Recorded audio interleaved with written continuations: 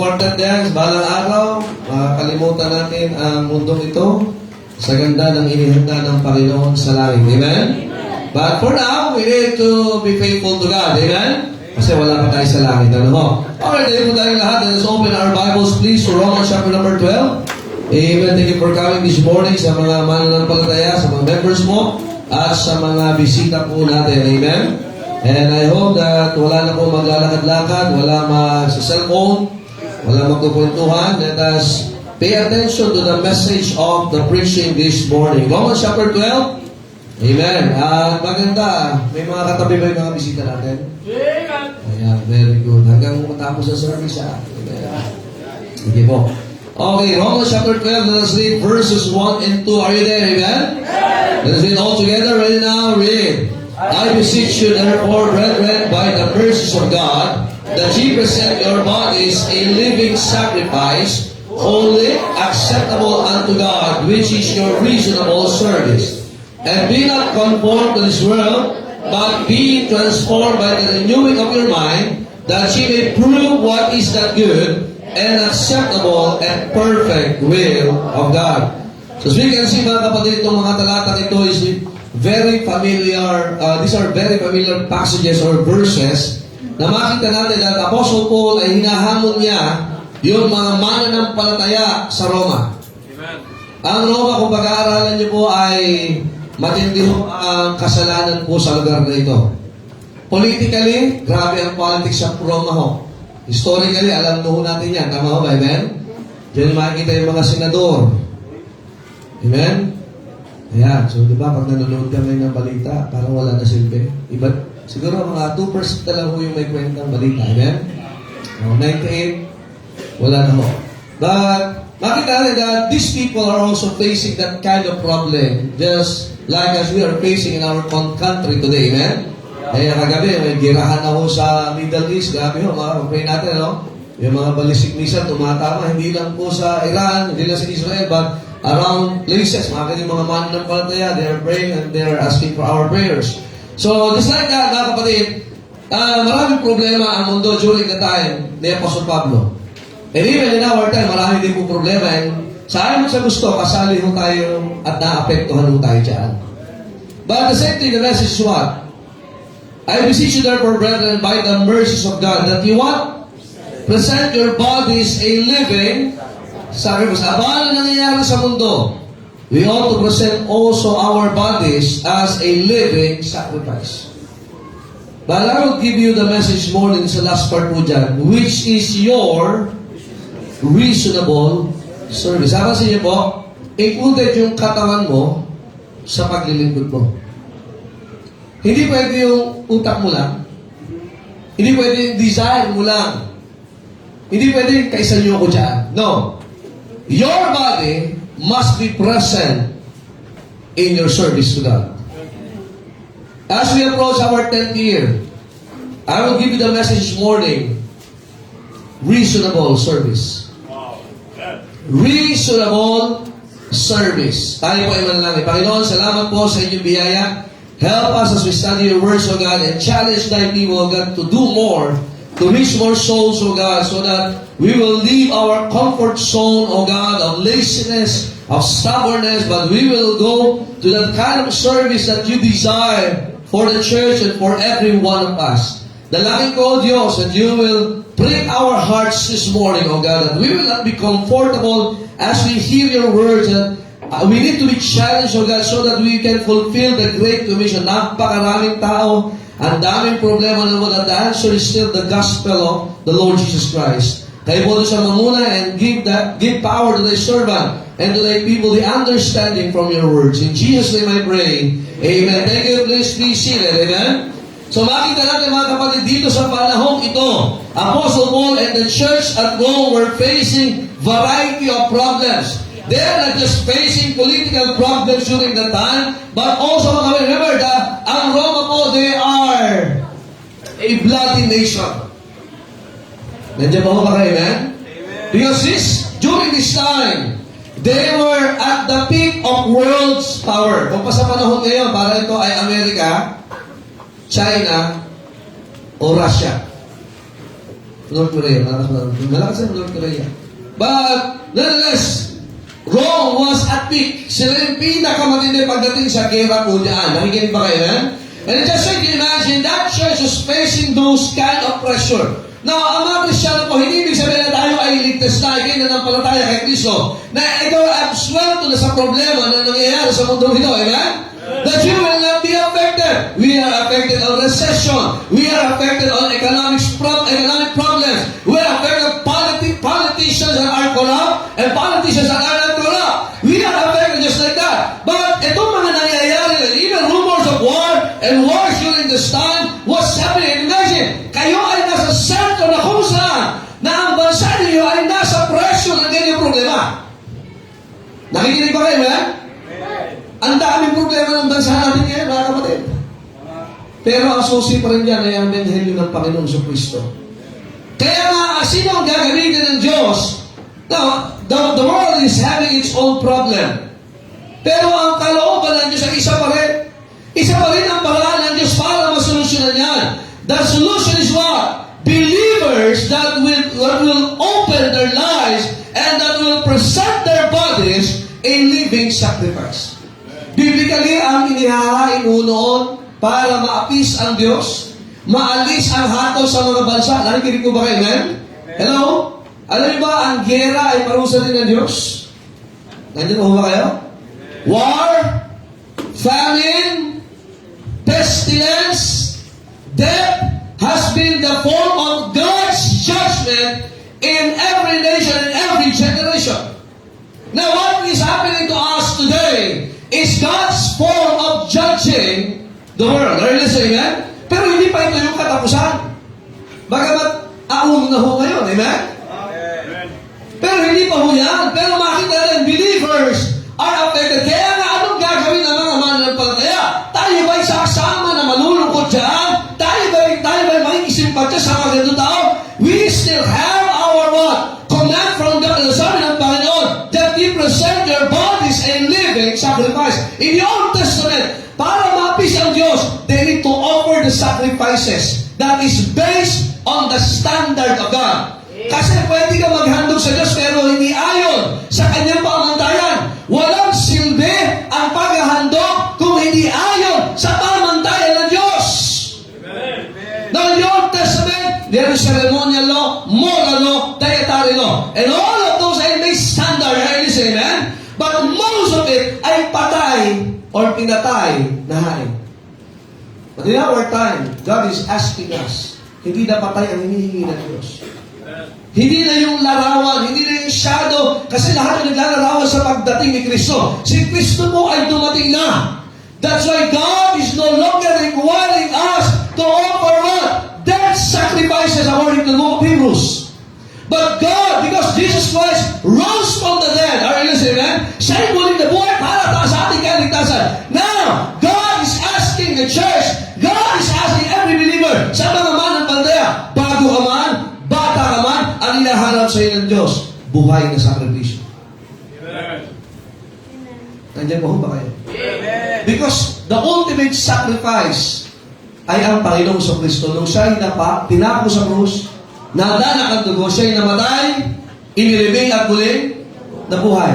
Tapos na ho ang ating kaligtasan. Amen? Ang kailangan mo na lang, panampalatayahan yan. At kung tinanggap mo yung finished work ng Panginoong Jesucristo at siya'y muling nabuhay, definitely you are saved. Amen. Pero wala ka pa sa langit. Bagamat yung iba sa inyo nasa alapaat na ngayon. Ang tanong, kung ang Diyos ay tapos na nung tayo naligtas, hindi ba dapat nasa langit na tayo ngayon? Nakikinig ba kayo? Amen. The mere fact na tayo ay buhay pa sa mundong ibabaw nito, wala pa tayo sa langit, ay mayroong pinagagawa sa atin ng Diyos. Don't you know that we are saved to serve? Amen. Makinig mo kayo. Hindi kayo niligtas ng Diyos para bumalik sa kasalanan.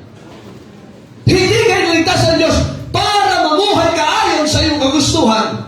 Hindi kayo niligtas ng Diyos para wala na at you will not go back to your old life. Hindi yan ang kalooban ng Diyos. Tayo mo iniligtas ng Diyos para maglingkod sa Kanya. Pero anong klaseng paglilingkod ang hinahanap ng Diyos? Hindi yung kinasalanan Nakikinig ko ba kayo? Hindi yung conveniente sa'yo. Kasi minsan gusto natin, kaya nga, iba, ay kahit naman ako hindi nasimba, nananampalataya naman ako sa Diyos eh. Yan yung pagsamba na ayon sa iyong pamantayan, hindi ayon sa Diyos. Kaya nga, naka-online naman kami, pastor. Hindi yan, body nga eh. Pakit nga kung kapamilya mo yung katabi mo. May katawan pa ba yan? Ay, mahirap naman kapag ka, ay, pastor kami, kahit kami wala dyan yung espiritu namin, andyan, delikado yan. Naupuan nyo na! Masamang espiritu kayo, naupuan mo. Well, these are the kind of services na ayon sa tao, ayon sa pamantayan niya, at hindi ayon sa pamantayan ng Diyos. Alam niyo ba ang pagsamba noon? Sa lalo ang mga tatay ang nangunguna noon, they would travel this once a year. Pupunta sila kasi nasa gitna yan eh. The worship place, the workers or the families, and then the warriors or the soldiers. And once a year, bawat tribe may schedule sila na yung tatay, dadala niya yung mga anak niya lalaki. Kailangan pupunta tayo doon. And we will not appear to God empty kasi binless tayo ng Diyos sa ating crops, sa ating captains, sa ating buhay. Walang kalaban, walang gera. Now, start us to worship God. And fathers should be leading their family, lalong-lalo na sa mga anak ng lalaki because they will be the next leaders.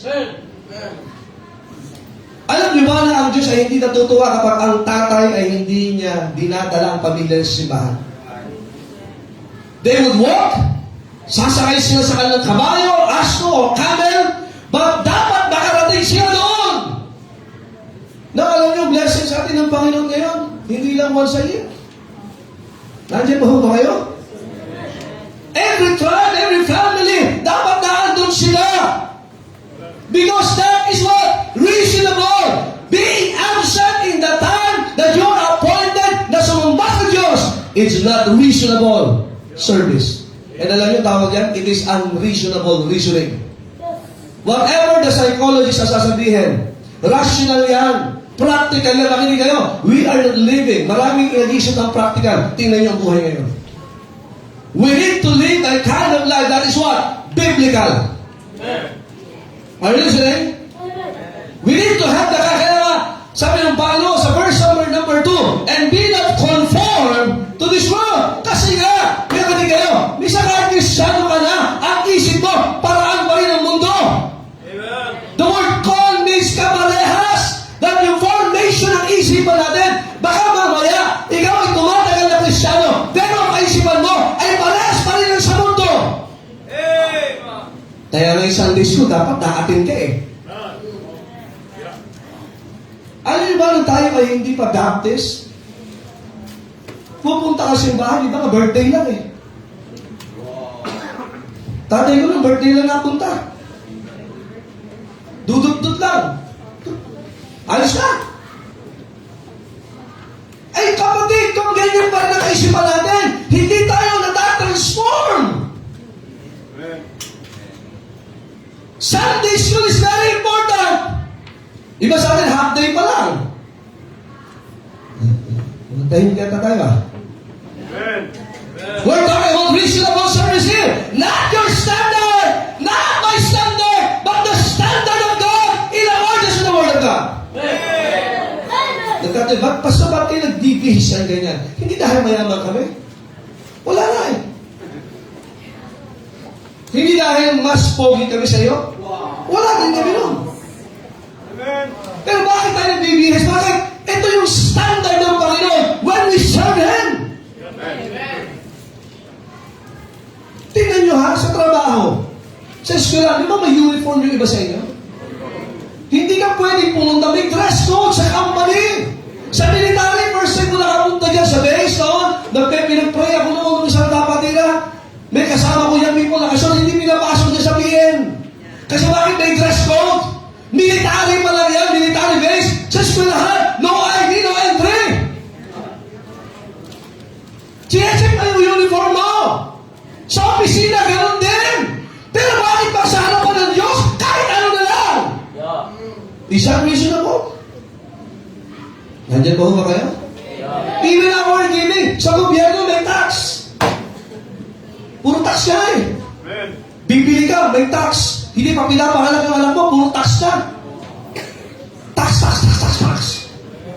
Wala kang magawa, bakit? Standard yan ng government. Pero pagdating sa simbahan, pambihira, tax na ngalan, first na ngalan, na ayaw mo ba? Akala mo, pakiramdam mo, ninanakawan ka? Kapatid, yan ang standard mo. Ang tingin natin bisa sa Diyos, aso or pulube. Tama? Sa trabaho ba, gusto okay lang ulit? Sa school, okay lang balik? Sino dito ang pasok nyo, alas 6 na umaga, nasa school na kayo? Ito, meron talaga eh. Alas 6 sa umaga. Si Jake? Si Jake, principal yan eh. Siya ang susunod. Pero tinayo sa eskwelahan. Kaya mga magulang, kahit anong pagod mo, gigising ka para ihanda yung pangangailangan. Bakit? May standard yung school eh. At pag ikaw ay absent lagi kay Lep, unreasonable yan. Papatawag ka. Ang tanong, sa harapan ng Diyos, sa ating buhay ngayon, bakit patawag na tayo ng Panginoon? Kaya kinakausap ka ngayon, pinatawag ka ng Diyos ngayon eh. Iba absent, huwag kang mag-alala. Kaya kang abutin ng Diyos kahit nasaan ka. So, ang Diyos ba? Ano ba tingin natin sa Diyos? Siya ba ang Diyos o tayo? Kasi may pamantayan ng Diyos eh. Ang mundo ngayon, hinuhubaran ng tao. Dito, tinuturuan magbihis, ayaw pa. Ang mga estudyante ngayon, pinasasaya sa eskwelahan. Kanino pamantayan yan? Sige doon natin mga kapatid. Baka mamaya, tayo ay, sabi ni Bay, talagang sukong-suko ka sa pamantayan ng mundo sa Diyos. Talagang, para ang pakiramdam mo, inuusik ka pagka tinuturuan tayo ng pamantayan. Reasonable. Nandiyan po ba kayo? Ay, pag nawala na yung reasoning, anong tawag na dyan? Wala nang katwiran, di ba? Pag wala na sa katwiran yung isip natin, anong tawag sa'yo? Okay ka daw. Di ba nakakita na kayong tao, wala na sa katwiran? Kahit anong kausap mo, kahit anong... nakaranas rin na gano'n? Hindi tumatanggap ng paliwanag. Gusto mo pa kausapin yun? Sino, nag-enjoy akong kausapin yung gano'n. Yung talagang wala nang reason sa kanya. Tingnan mo, iba sa inyo, pinapalaw, pinakausap. Atin ka sa church. Pag-iisipan ko. Pagkalooban ng Diyos, pamira, kalooban ng Diyos yan! Reasonable mo na sa church ka ngayon? Abay, mamaya, ang tingin mo, parang dinala ko sa simbahan, pinipigit ako, kapatid. Anong klase? You are not being transformed, but you are still conforming sa mundo ito. Yung mga bata ito, tinan nyo. Grabe ka, gagwapo ha? Makasalo ka naman, longgo eh, yung mga anak eh. Isipin nyo, ang mundo yung lalaking-lalaki. Ang mundo, tinan nyo ha? Pipilitin kayo maging baling. Ay, tatagay sa mga baling, they need to be saved. They need to be saved. Do not misunderstand. I love them getting saved. Pero hindi ko gusto yung buhay at isip nila. Kakagwapo nito. Lalo na kung maliligo kayo.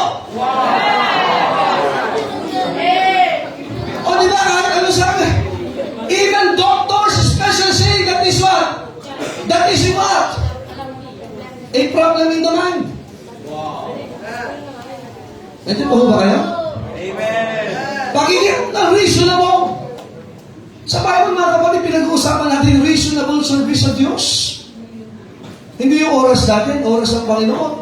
Hindi yung paraan natin, because your ways are not God's ways, and your thoughts are not God's thoughts. So, the question is, tama ba nasa church ka? Amen. Is it reasonable na nasa church ka? Amen. Makinig kayo, nasa church ka, di ka pa naglilingkod. Alam niyo po ba yun? Ikaw ngayon ay tinuturuan, pinapakita sa iyo paano maglingkod sa Diyos. Kasi pag sinabing service, meron talagang sacrifice yan. There will be an effort. Are you listening, amen? Amen. Kailangan, kasi when we serve, ito yung mga nasa trabaho, mga sundalo, you are leaving your families for the betterment of our country. Kayo mga nag-a-abroad, sabi nila, bagong bayani. Wow. Pero kawawa sa immigration. Amen? Ha? Ang dami requirements. Bayani, pinahirapan. Wow. Sa pangalan lang. And ang dalas nyo, you sacrifice many. Bakit? You're serving your family, you're serving your country. And tanong, ba't para sa Panginoon? Parang gusto natin laging tira-tira na lang. Young people, kailangan maglilingkod sa Diyos. Reasonable ba? Bibigay mo ang buhay mo sa Diyos? Pagka nasa bedridden ka, Panginoon, maglilingkod na ako. Ay, nung malakas ka, lagi kang kasalanan. Nung okay ka, lagi ka na sa kasalanan. At nung naubos na nandiyan yung lakas mo, oras mo, lahat na meron ka, Panginoon, sa inyo na ako. Tingin mo sa Diyos. Nandiyan po ba kayo? Amen! That's why, mga kapatid, is our service holy? Hanggat buhay ka, yan ang panahon para maglingkod ka. Kasi mapunta ka naman ng langit eh. Buhay ka ba? Bakit siya kayo, katabi mo kung buhay pa? Baka tulog ka eh. Aga buhay na. Pag sa basketball, gising na gising ka. Pag sa mga reels, gising na gising ka. Yung preaching, sumisigaw na, tulog ka pa rin! Sa palagay mo ba, naranaman ang Diyos? Saan ipagsama kayo? Dala. Eh siya, pero basta di pambira, umaayo na. Mga gano'n. Mga gano'n. Sige nga, gawin mo nga sa harapan ng boss mo. Gerald, mama. Ganito si Gerald, ganito ako nila. Di ba? Mamimimuhan ka, pwede kang matanggal sa trabaho. Bakit? Patulog-tulog ka. Paano kaya kung ang Diyos ang ating employer ngayon? Buhay pa kaya tayo? Pag sa gawain, parang pagod ka, hinang-hina ka, parang lalo ng walang gana. Pero sa ibang bagay, ganado-ganado ka. Tapos ang gusto mo, Panginoon, pagpalain mo nga ng matindi dyan. Ang lakas mo humingi. Parang mga kabataan, ang lakas kumain, ang lakas matulog, ang tamad sa bahay. Ay, ganoon din naman yung mga Kristiyano eh. Ang dami mong hinihingi sa Diyos, pero yung hinugukol mo sa Panginoon, katiting! Katiting! Isang araw na nga sa isang linggo, 1/4 ka lang dumagalo. Late pa! Is it reasonable? Sa mga anak ko, sabi kaya ng anak ko, Mami, Daddy, first quarter lang ako magsasada. So, ito, 2 quarter hindi na. Sige, mga magulang.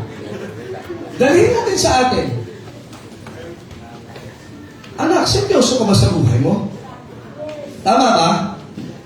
Gusto mo ba talaga maayos ang buhay mo? Galit na galit ka bilang magulang. Isipin mo damdamin ng Diyos. Maghapon ng Sunday, 1/4 ka lang dumadalo. Kung ano, okay pala. Pastor niyo ako eh. Hindi ako dito para entertain ko kayo. We need to understand what reasonable service is. Tingnan po rito sa Luke 21. At ibinigay niya lahat. Di ba, wala pa namang lahat. Nagreklamo na. Luke 21, tingnan nyo. Luke 21. Verse number 3. Brother Luke, may ng tubig, Brother Luke. Yung malinis ha. Mamamay, galing sa sikat rin. Sisigurado ko, may ginaho. Thank you, verse 3, ano sabi ng Panginoon? And he said, of a truth, I say unto you that this poor widow hath cast in more than they all. Bakit? Kapatid, pag para sa Panginoon, hindi ka naghihinayang. Hindi mag-a-anniversary. Iba sa atin, wala pa rin gagawin sa Panginoon. Ito, poor widow, walang kakayanan talaga financially. Nandiyan pa ho ba kayo? Amen. Mahirap na, bahalo pa. Wala po silang retirement doon, walang pensyon. But this woman, nung nag-offering na, verse number 1, and look and saw the rich men casting their gifts into the treasury. And he saw also a certain poor widow casting it thither 2 mites. Sabi ng Panginoon, sinasabi ko sa inyo, itong poor widow na ito, siya may pinakamalaking ibinigay sa lahat. Ito, magtataka kayo. Sabi, Pastor, huwag natin pag-usapan ang pagbibigay ng pera. Aba, kung ang Panginoong Jesus sinasabi niya at ikinokomment niya, bakit natin pag-usapan sa simbahan? Tama ko ba? Alam mo, ito lang naman ang kaisipan. Alam mo, pagdating sa giving, may satanic mentality. Gusto ko ng blessing spiritual, pero pagka financial lang, offering na, buhay na, huwag na. Hindi nakasali dyan. Nandiyan ba ba kayo? Sino nilalagay sa Bible na ganyan ang kaisipan? Satanic mentality. Nanghinayang sa binigay. At pagka nagbigay, parang pag sa gawain ng Panginoon binigay, sayang. Kilala niyo ba yan? Sino ba? Kung kilala ng mga bata, si Judas. Nalala niyo, di ba yung babae, yung kapatid ni Lazaro, tsaka ni Martha, si Mary, nagbigay. Ano sabi ni Judas? Anong pag-aaksaya yan? Imagine may ganun kaisipan. Nandiyan ba kayo? Pero ang isip na ng babae, ito ang magagawa kong the best sa Panginoon. Nandiyan ba kayo? Amen. Alam mo, hindi mahalaga ano sasabihin ng tao sa iyo. Ang mahalaga, kita ba ng Diyos sa the best ang ginawa mo? Sa buhay na ito, ilang taon na tayo ngayon? Iba. Happy birthday, amen? Pero kailangan ka talaga naglingkod ng totoo sa Diyos. Sa mga mananampalataya, kailangan ka nagbalik talaga ng ikaw ng tama. Nandiyan po ba kayo? Kailan? Huwag mo pakita sa tao. Dito ho sa atin, hindi dapat sa tao pinapakita sa Diyos. Alam mo bakit naka-offering bag yan? Sa Diyos po ginagawa yan. Noon, dinadala nila sa unahan. Nandiyan po ba kayo? Pimila sila dyan. Hindi sila kakanta ng mabuhay, ang aming bati, amen? Pupunta sila, kakamay. Hindi gano'n. Pero ang ginagawa, yun yung mga simbahan, gano'n pa rin ginagawa. Pero nyo, ma-practice natin na para sa Diyos to. At karapat dapat lamang ang Diyos sa sambahin in my finances. Proverbs chapter 3. Tingnan niyo po. Proverbs. Sabi sa Proverbs. Proverbs chapter 3 verse 9. Sige po, magbubukas tayo ng Bible. Reasonable yan. May Bible ka, hindi mo binubuksan. Ilang taon mo na nakapit yan, di pa natatapos hanggang ngayon. Reasonable ba yan? Sa church, sinatamad ka pa magbukas. Pero sa mo, laging bukas. Lupat na, sinacharge mo pa. Ayaw mo mababawasan yung percentage. Pinagbubukas ng Bible, ayaw magbukas. O ba? Proverbs chapter 3 verse 9. Ano nakalagay dyan? Honor the Lord. Doon muna. Honor the Lord. Diba sa Ephesians chapter 6 verse 2, honor thy father. Hebrews chapter 12, nasabi doon, marriage is honorable. The word honor means respect. You give high regards. Amen. Pag sabi honor, di ba? Pag tinawag sa stage, with high honors. Pag bira, lalakad ka doon, ano? Matagal, di ba? With honors. Talaga. Bakit? Kinikilala ng mga teacher ninyo yung effort niyo. Tama? Ang sarap, tama ba pagka, no? Ino-honor ka, tama ba? Yung pagpapagaling mo sa mathematics, amen? Math. Paborito mo subject, amen? Tama ba? Tapos, with honors! With high honors! Talaga. Wow! Ang lakad mo yaman talaga. How about honoring our marriage life? Amen?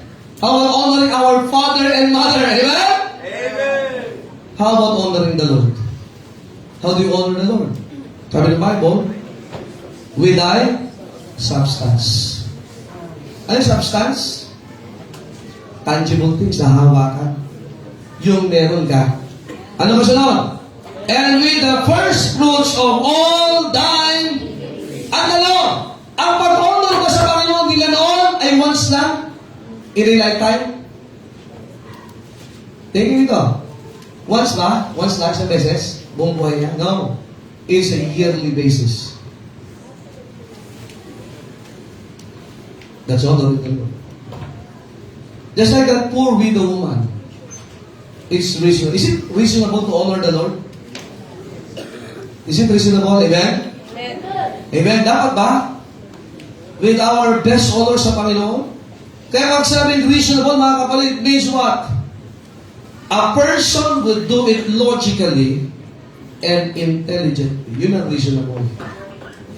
Ginagawa matalinong pag-iisip and logical na pag-iisip.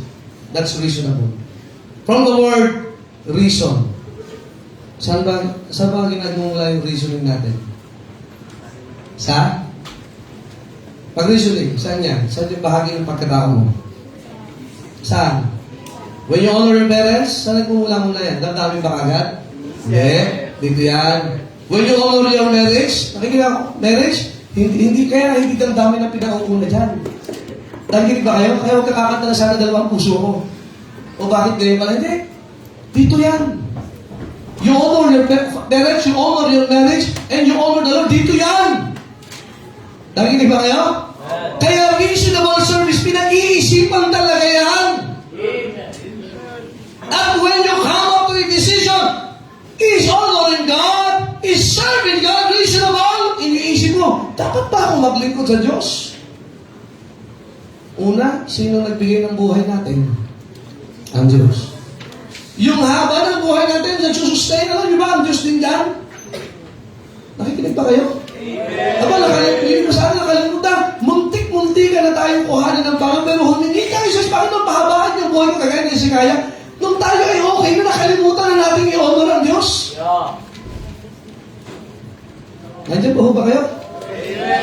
Iniisip, young people, iniisip yan na maglingkod sa Diyos. Hindi sabihin, darating din tayo sa panahon. Hindi ganon yun! Pinag-iisipan yan. You will do it what? Logically and intelligently. Reasonable means a person would do it with complete control of the mind and the end result thereof. Hindi parang sinasabi yan, maglilingkod ako sa Diyos. Delikado yan. Hindi ganun pinag-isipan yan. Yung tumugtog ng piano kanina, pinag-isipan yan, nag-i-ensayo yan. Kaya bakit ako tutugtog para sa Panginoon? So mag-i-ensayo ka. Hindi ka matindi. Hindi pa naman madali mag-ensayo. Yung kaya member dito, hindi yan umawit na ganyan kagad.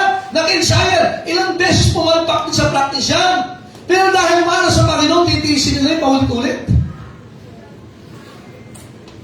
At ang resulta, ay para sa Panginoon.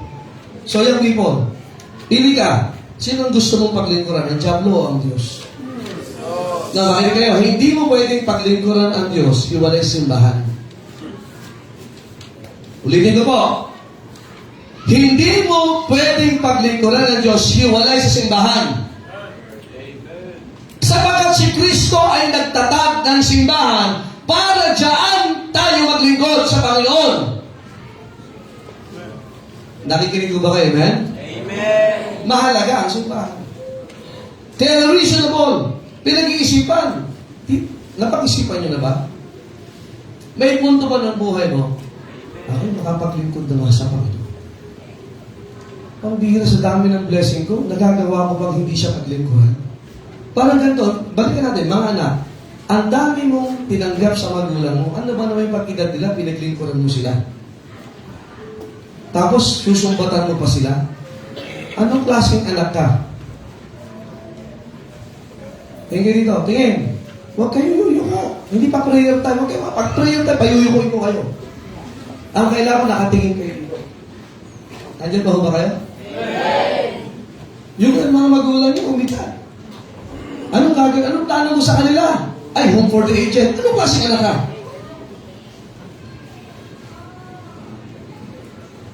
Anong klaseng anak ka? Reasonable ba yun bilang anak?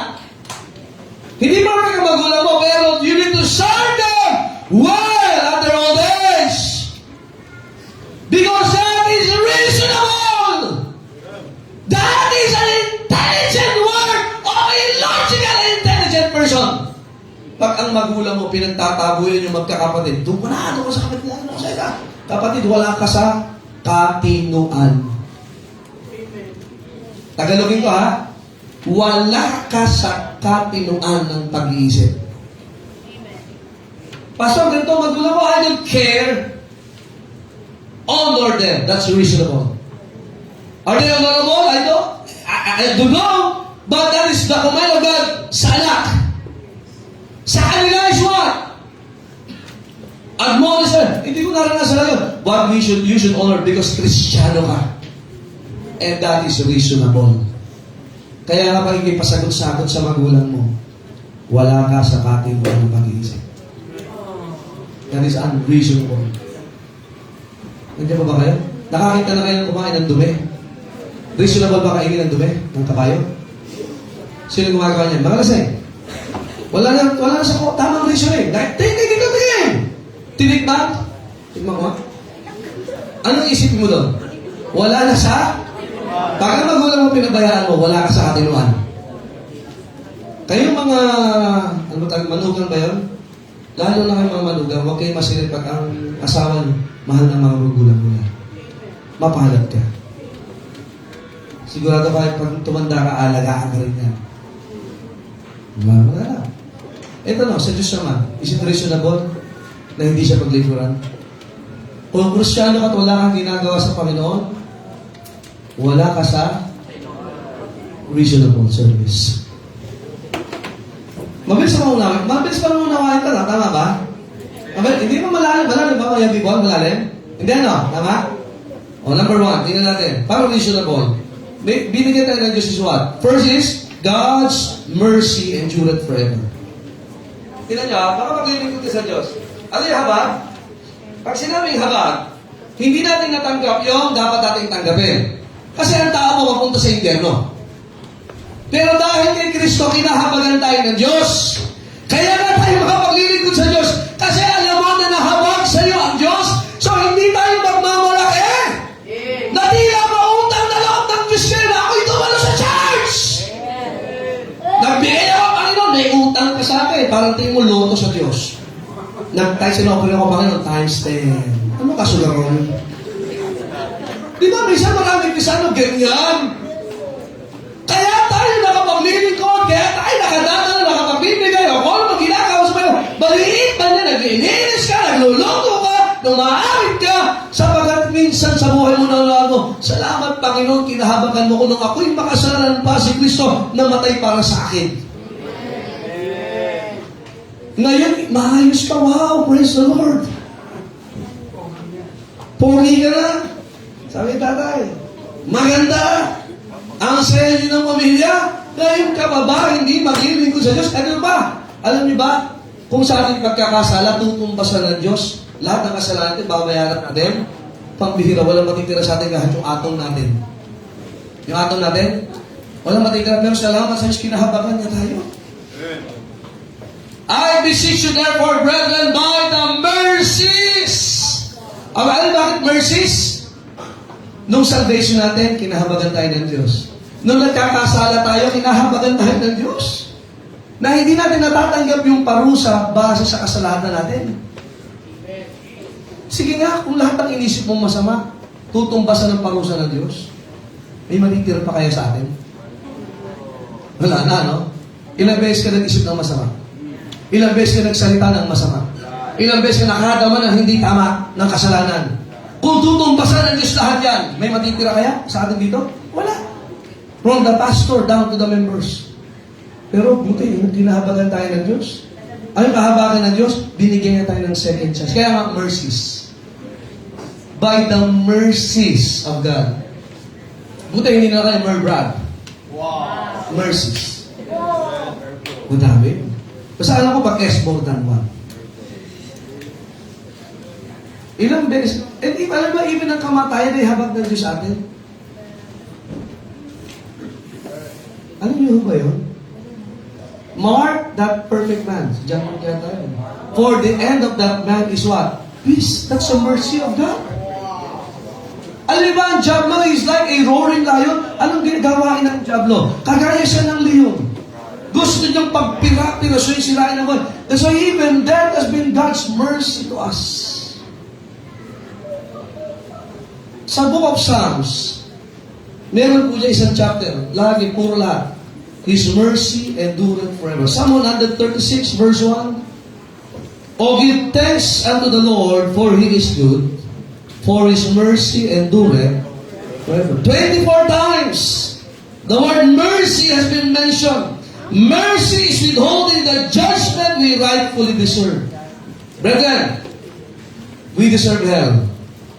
But because of God's mercy, we are now going to heaven. Buti na lang, nung hindi sa atin binigay yan. Amen? Thank God we can help somebody not to go to hell. Kaya kung ikay gagamitin ng Diyos, mag-decide ka, teka, pag-iling ko ng ang Diyos, mag-aakay ako ng kaluluwa, mag-iling ko na ako sa simbahan, I will do my best for God! Bakit? Hindi dahil magaling ka, kundi alam mo na kinahabagan ka ng Diyos. Minsan kasi may mga Kristyano, parang ang taas-taas na, hindi pa makapaglingkod sa Diyos. Makinig kayo, alam niyo pare-parehas na tayo ng testimony? You ready? Sinner, saved by grace. We receive the same mercy. Yung habang na tinanggap mo sa Diyos, tinanggap mo rin yan. At hanggang ngayon, nararanasan natin yan. Gano'n tayo kataas para di ka makapaglingkod sa Diyos? Gano'n tayo kataas para di ka makabalik sa Diyos? Gano'n tayo kataas para hindi natin isuko yung pride na yun sa Diyos? Gano'n tayo kayabang na mas gusto mo mag-unjob na ang gumamit sa buhay mo, hindi ang Diyos. Salamat, may mercy ang Diyos. Amen? Amen? Sino dito hindi na nagkakasala? Talaga araw-araw, Pastor, I'm perfect. Pastor, hindi ko kailanman binigyan ng sama ng loob ang asawa ko. Sino po dito? Sino po dito? Yung talaga yung misis ko ay, she's a weaker vessel, at talaga hindi ako nagsalita ng nakasasakit sa kanya. Yung kahit inadulas man lang, hindi, walang gano'n. Sino kaya misis? Sino makakapagsabi, Pastor, talaga, I've been submissive to my husband in thinking, even in my dreams. Sino kaya? Hindi mo nakapagsabi ito, I never disrespected my parents. And I obeyed them and I loved them. At wala akong ginawa na ayaw nila. Sino bang sinungaling? So magtataas ng kamay. Ha? Lahat tayo, bunga ng habak ng Diyos. Huwag masyadong mataas na tila parang gusto mo pang ang Diyos bayaran ka pag naglilingkod ka. Bakit mo, may utang ka sa akin, nag-church ako ngayon. Wag ganyan, kapatid, amen? Kaya mag-anniversary tayo. Wala ka bang planong magdala ng kaluluwa? Di ba maganda makinig kayo, yung mga nagdadala ng bisita, nagpapalo, tinataguan kayo. Ayos ka ba yun? Normal ba yun? Normal yun, because you are serving God. You're not serving man, you're serving God. Amen? Minsan tatanggihan ka. Minsan tatapunan ka ng trucks, binigay mo, pinilas na, ayos na yan! You are doing a reasonable service to God. Number two, not just because His mercy, but also the ability that we have. That ye present. Tingnan dito. Mabilis lang ito. Simple-simple lang. Present. Huwag mong isuko ang buhay ng iba. Huwag mong ihandog ang buhay ng iba. Huwag mong ituro ang buhay ng iba. Ay, check mo! Yung buhay mo ba na iahandog mo sa Diyos? Kasi malimit tayo. Ay, si ano nga? Ay, si ganyan nga? Ay, si ganito nga? Ganito. Kapatid, huwag mong tingnan yung iba. Tingnan mo, anong buhay ang inihahandog mo sa Diyos? Kaya ka hindi makapaglingkod sa Diyos. Kasi gusto mo yung iba, i-present nila yung buhay nila ng tama. Pero ikaw hindi mo pinapresent sa Diyos. Maraming makapili dito. Tinuturo mo, dapat ikaw, ganito ha, dapat ikaw ganyan. Hindi ka mo kapatid. Ito yung salita ng Diyos, ito dapat gawin. Present. Volunteer. Hindi volunturo. Volunteer. Volunteer? Sino sasagot sa tanong? Ma'am! Yung katabi ko po. Pascal, tasa kami, tuturo mo naman yung iba. Ma'am, may umihi po dito. Masarap yung kasunod doon, mga kapatid. Nagtuturo ka, pero ikaw yun. Alam mo na, basta tandaan ko, yung sa school, hindi natatandaan yung valedictorian. Ang natatandaan yung, oo! Tandaan niyo yan. Ha? Oo. Pero wala sa record ko yun. Mga kapatid, number 2, because we have the ability. Pagbuhay, kaya mag-present. Pagbuhay. Bakit hindi nga katabi mong buhay pa? Pagbuhay, kaya pa mag-present. Tama? Pagka ikaw ay dinadala na, anin na yung nagbubuhat sa'yo, wala ka na. Huwag kang mag-alala. Kahit na ikaw ay, kahit natako, magagamit pa rin yung katawan natin, funeral service, may masasave pa rin. Pero mas maganda na habang buhay pa tayo, ginagamit tayo. Maganda yung may ability ka pa. Amen? Amen? Present! Panginoon ako! Hindi ko kaya, pero sabihin nyo yung susubukan mo! Mas magandang nabigo na sinubukan mo kaysa naman simula pa lang, sumusuko ka na!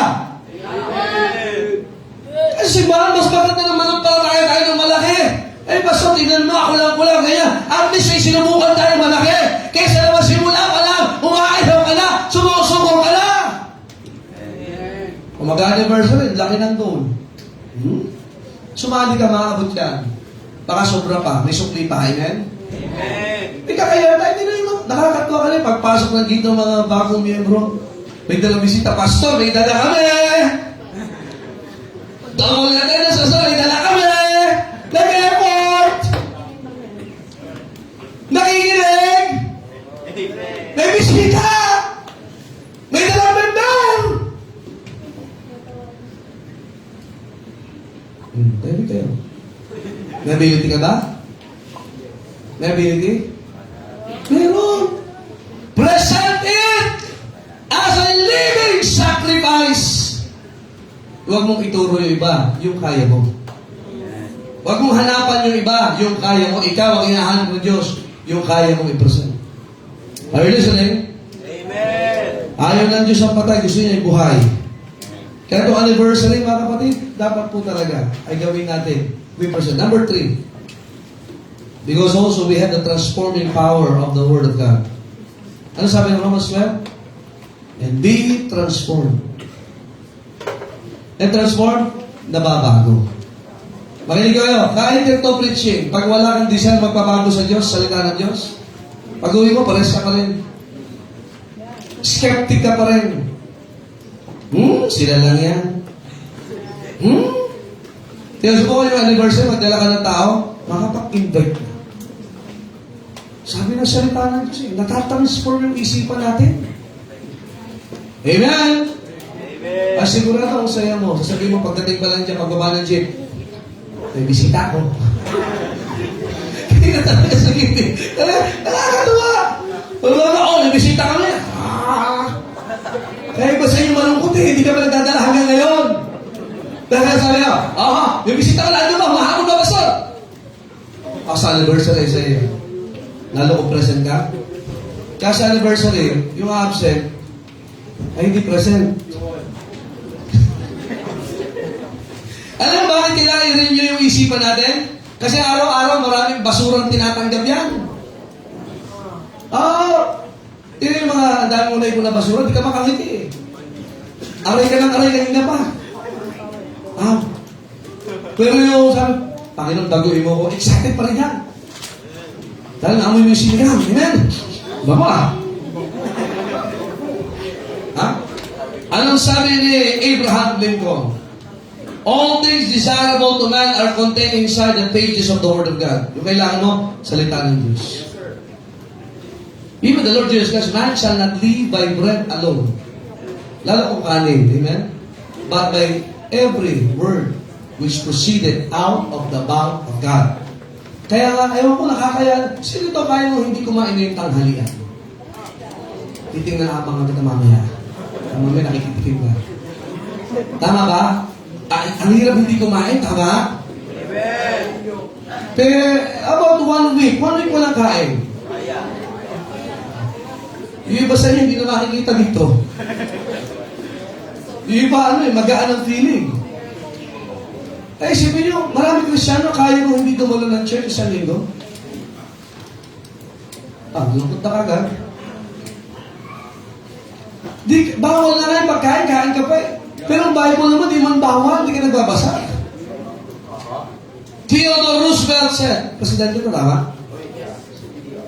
Knowledge from the Bible is more worth than any college or education will ever be given to offer. This came from presidents.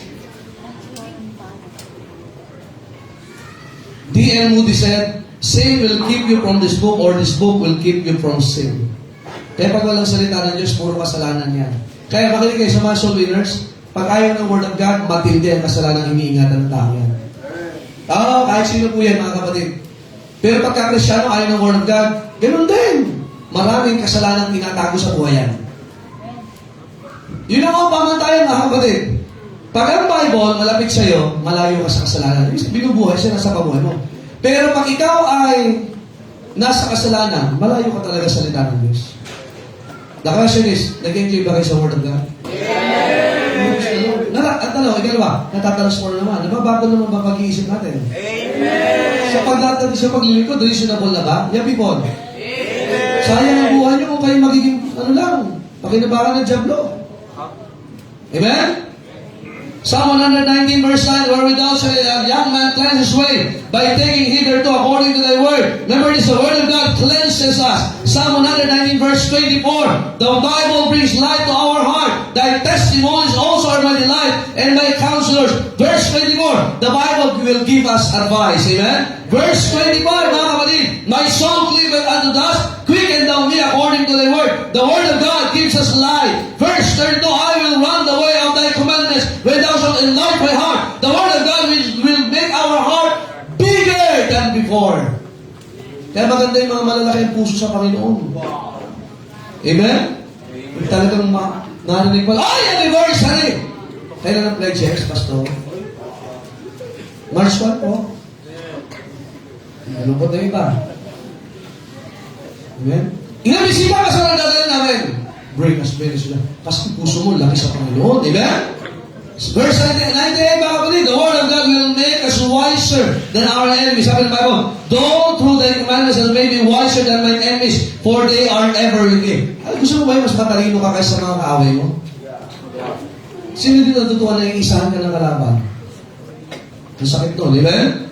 Verse 99, I have more understanding than all my teachers, for thy testimonies are my meditation.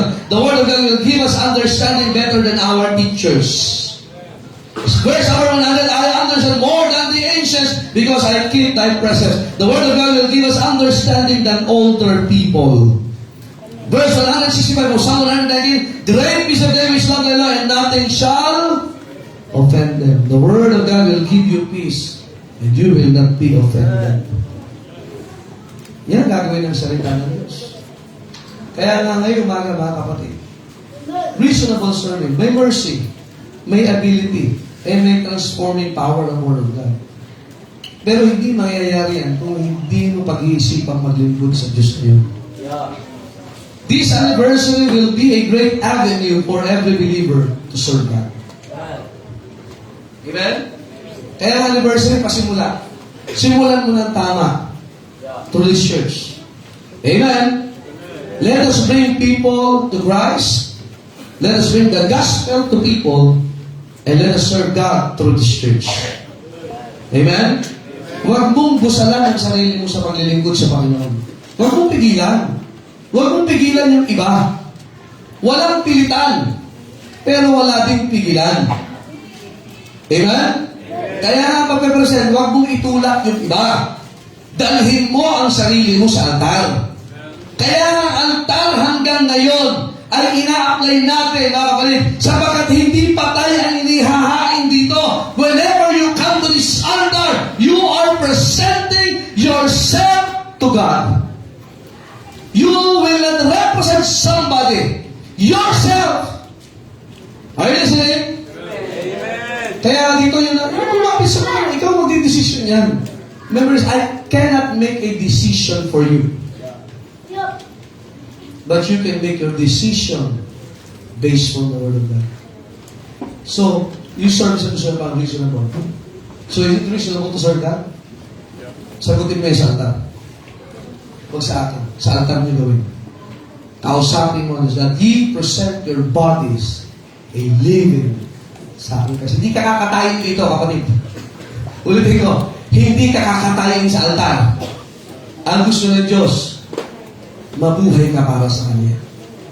Tayo po tayong lahat. Panginoon, salamat po sa inyo sa kami. Bless thy people, O God, as we respond to the challenge that our reasonable service will be the presentation of our bodies as a living sacrifice, wholly acceptable unto you, O God. And that will be our reasonable service. That we will not be conformed to this world, and we will be transformed by the renewing of our minds. That we may po, na kami mismo makapagpapatunay, Panginoon, ano yung mabuti, ano yung katanggap-tanggap, ano po yung kalooban ninyo. As we celebrate, O God, our 10th year anniversary, may you challenge thy people, O God, that they will present themselves to you, to the altar, to serve thee in any way na pwede silang gamitin, Panginoon. Anumang bahagi, ang lawak ng gawain, Panginoon. Dalangin ko, O Diyos, that you will touch the hearts of thy people, that they will think logically and intelligently that it is right to serve thee in accordance to your standard. We bless the altar, O God, the altar of the living. In Jesus' name we pray.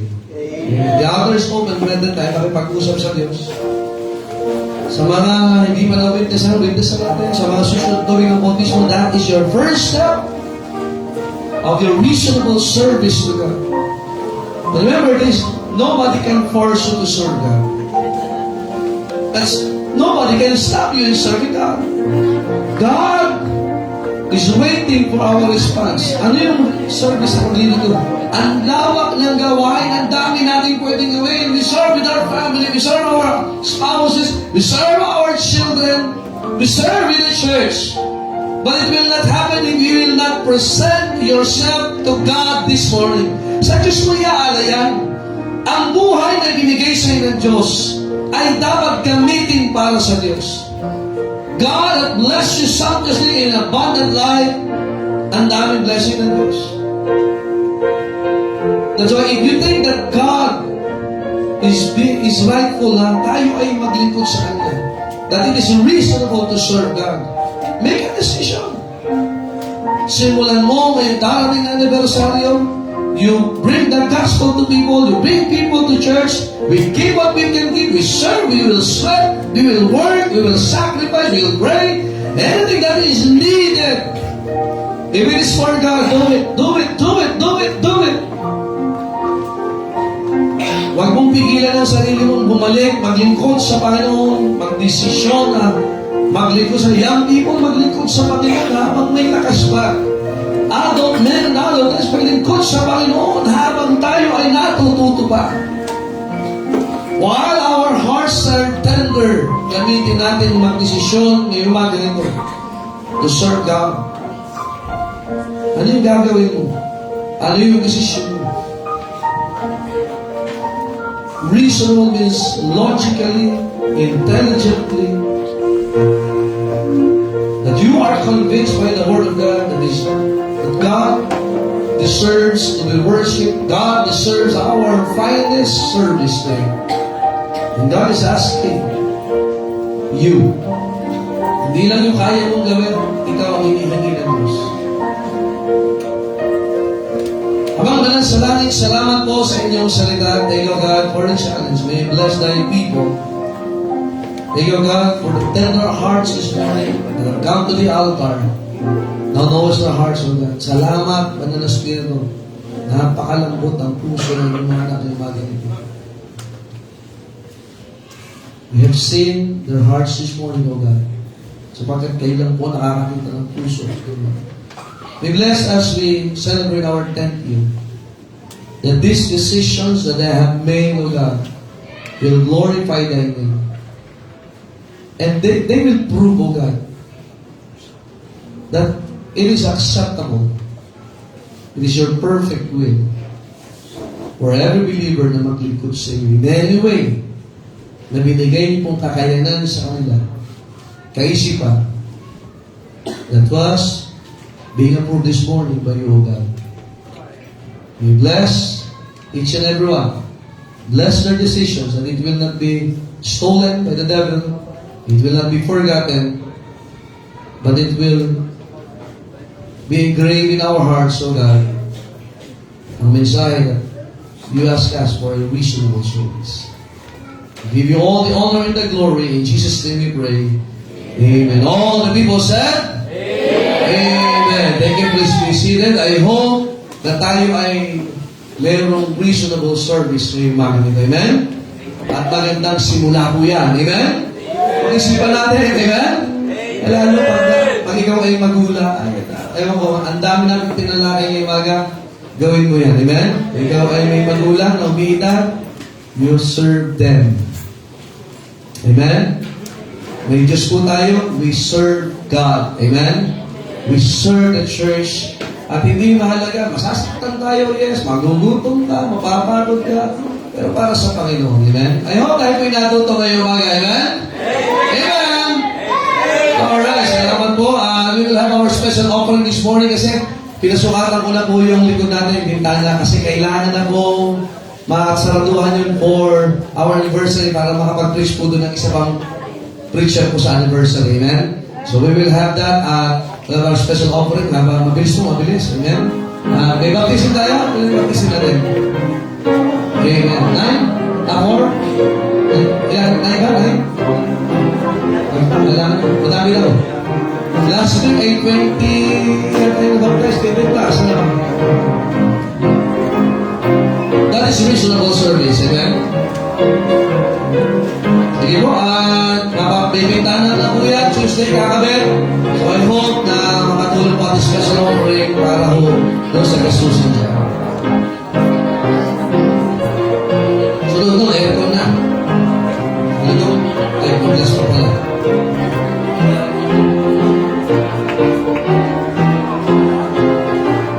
Malamang prepare natin for baptism.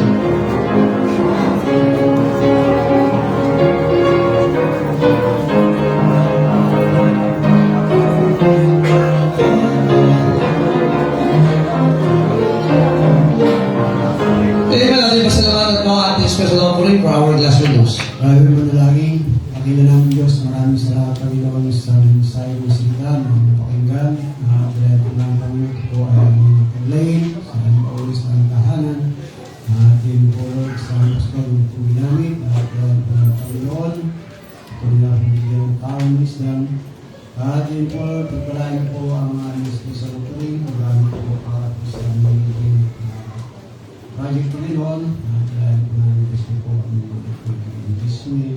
Amen. God bless you as you live.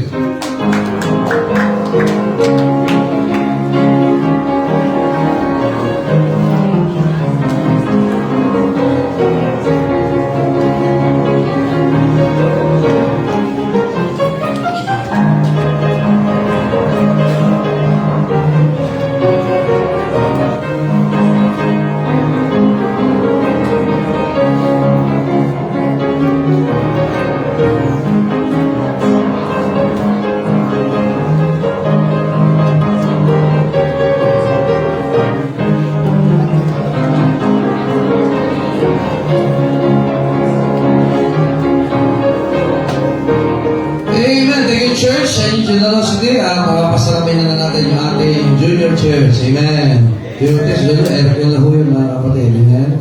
Alright, are you happy this morning? Amen? Praise the Lord. Reasonable service. Let us serve God together. Amen. Tayo mo tayo lahat.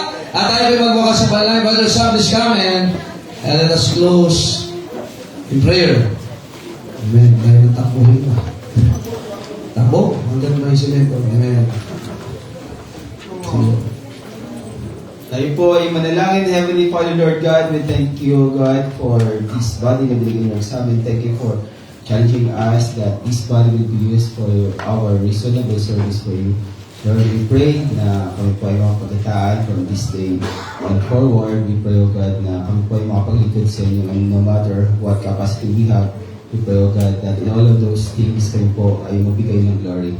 Lord, especially as we proceed, as we look forward for our 10th anniversary. Again, as we have our lunch, ikaw Lord magbigay ng vision at protection sa aming paghiwalay and bring us back later in the afternoon for our afternoon worship service. Again, Lord, we are not without you. Thank you for our pastor. Thank you for your word. Forgive us our sins. This we pray in Jesus' mighty name. Amen. Amen! Thank you, God bless you! Shake hands at least 10 tao mo!